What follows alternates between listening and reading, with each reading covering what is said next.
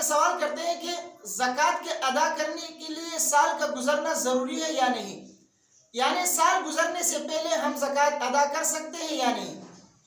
تو اس کا جواب یہ ہے، دیکھیے جواب سمجھنے سے پہلے دو باتوں کا جاننا ضروری ہے۔ ایک ہے نفس وجوب اور دوسرا وجوب ادا۔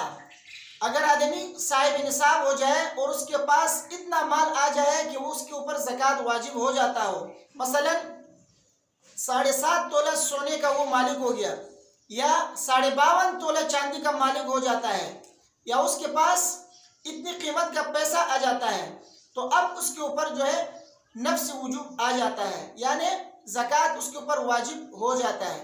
البتہ وجوب ادا یہ جو ہے سال گزرنے کے بعد ہوتا ہے۔ جب سال اس کے اوپر گزر جائے گا تو اب اس زکوٰۃ کا ادا کرنا پھر جو ہے لازم ہو جاتا ہے۔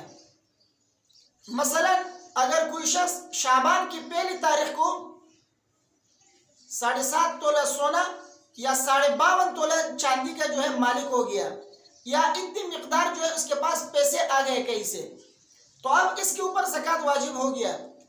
البتہ زکوٰۃ اگلے سال کے شعبان کی پہلی تاریخ کو اس کے اوپر زکوٰۃ ادا کرنا لازم ہے۔